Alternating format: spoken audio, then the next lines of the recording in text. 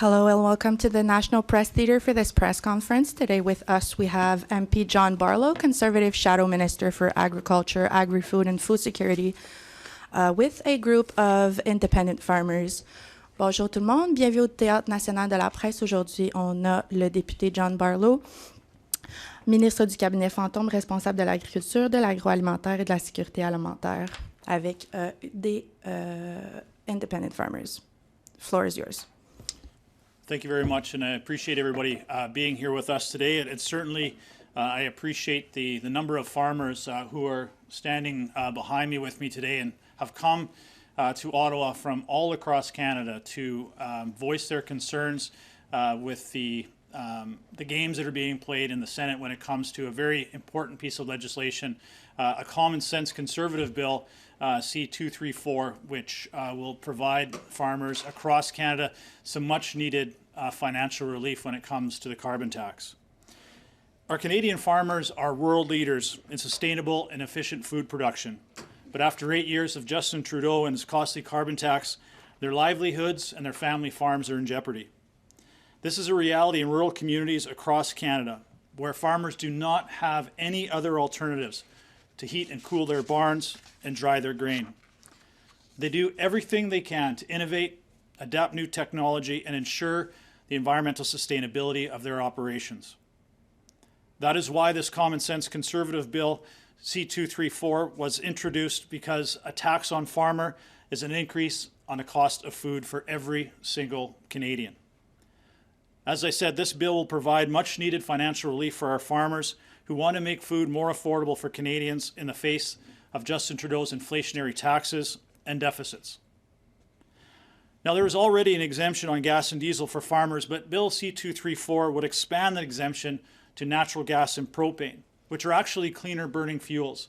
And this will address what I believe was an oversight in the initial price on pollution and carbon tax regulations introduced by this Liberal government. But by giving an exemption on home heating oil for Atlantic Canada, Justin Trudeau has admitted that his carbon tax is unaffordable for Canadians. And in fact, the Liberal Minister for Rural Economic Development said, who should be defending rural Canadians and farm families across Canada, said if farmers wanted relief, they should vote Liberal. Well, then why aren't farmers in Liberal-held ridings getting any relief from 234? This Prime Minister has admitted that he has a political agenda and not an environmental plan. This critical bill earned all-party support in the House of Commons. But now, Liberal-appointed senators and the Liberal government are playing games with the Senate after the activist Environment Minister promised no more carve-outs for his prized carbon tax scheme. The Liberals in the Senate are trying to kill Bill C-234 today and bury the news in the fall economic statement. In fact, they are swearing in 4 new senators today to ensure they have the votes they need to kill this bill. These senators, including Roger Cousineau, who is a former Liberal member of Parliament, so not exactly an independent Senate, have not participated in any debates or any discussions on this bill. So it would be extremely disingenuous if those 5 new senators were to vote on this bill today. If they are going to vote against our farmers and vote to increase costs on food for Canadians, then they should face the Canadian public. They should not be hiding from their decision. Conservatives will not let the Liberals kill this bill today and hide from their responsibility. Bill C-234 will save farmers close to $1 billion by 2030. Again, this is much needed financial relief for farmers who are already drowning in carbon taxes, input costs, and higher interest rates. But the sudden adjournment of the debate on third reading on 234 in the Senate 2 weeks ago was a clear and malicious attempt by the Liberal-appointed senators to obstruct this critical piece of legislation. Liberal ministers, in fact, were frantically calling senators, strong-arming them to kill this bill. All Canadians rely on our farmers to be economically viable in a time when Canadians are struggling to put food on the table, with 2 million Canadians relying on food banks in the month of March alone. That is unacceptable. Food should not be a luxury. And Liberal-appointed senators need to stop playing games with the livelihoods of Canadian farmers and playing hunger games with Canadian families. We are seeing farmers rally across the country this week. Rallies in Alberta, Manitoba, Ontario, and Atlantic Canada. Farmers who have had enough of the Liberal games and need to see Bill 234 passed to make farming and food more affordable. In fact, farmers from my own riding of Foothills in Alberta have come all the way to Ottawa to have their voices heard.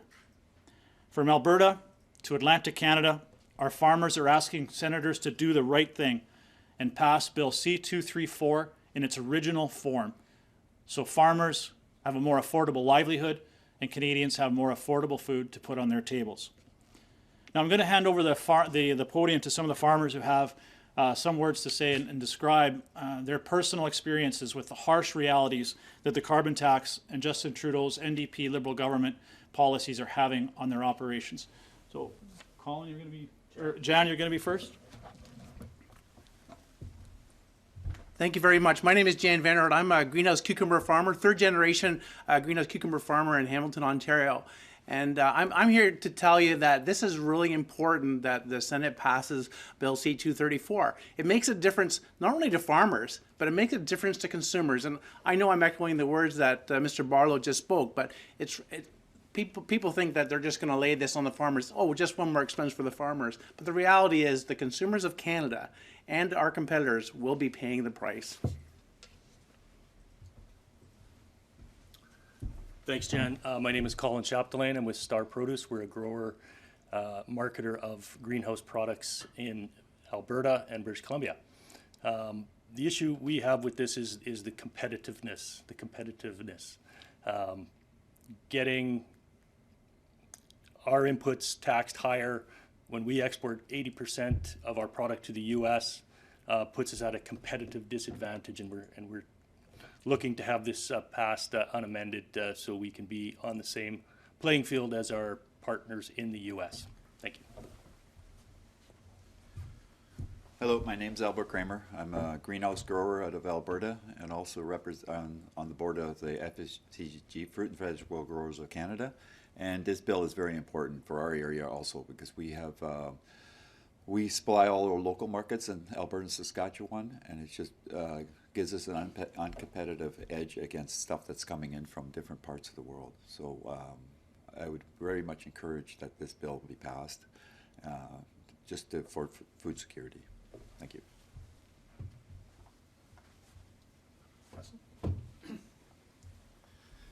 Hi, my name is Hessel Kielstra. I'm from Alberta, and we're involved in broiler poultry. And this bill is really important to us that it passes unamended, because by the time it's 2030 or 2030, it's going to cost us $480,000 a year, and that's unaffordable. It has to be passed on to consumers, but as we all know, you can't pass all things on. So a lot of farmers will fail because you won't be able to do it economically. So it's very important for us that this bill pass.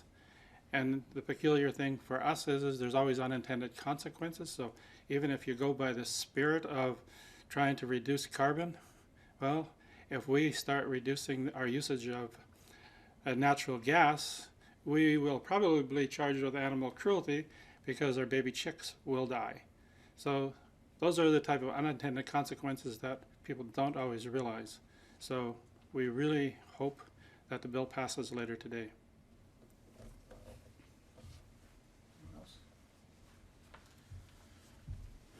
Well, thank you very much for sharing those stories. And those are just a few of what we heard. I had a dairy farmer from BC call me a couple of weeks ago in tears that she's going to lose her farm to bankruptcy by Christmas as her input costs and interest rates have quadrupled and her carbon tax has more than doubled over the last year. And it's just no longer financially viable for her to hang on to the family dairy farm. And she's one of many of those stories that we have heard. And I know the Liberal Environment Minister is saying, well, 97% of carbon tax is already covered. I don't know where the Environment Minister is getting this number because it is complete falsehood that 97% of the carbon taxes farmers are paying are covered. That is just simply not true.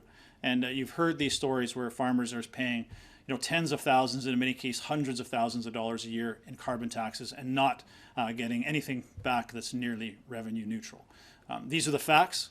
These are what farmers are facing across Canada. And that's why we are so adamant that it's so important to have Bill C-234 passed through the Senate as quickly as possible, unamended, to ensure that our farmers have the financial relief they need to remain economically viable and Canadians have affordable, nutritious, healthy, Canadian-produced, grown food in the grocery stores. Thank you very much for being here, and certainly take any questions you may have. Thank you very much. Now would be the time to ask questions. Do we have any questions in the virtual audience? Okay, well, that concludes today's press conference. Thank you very much and have a good day. Thank you.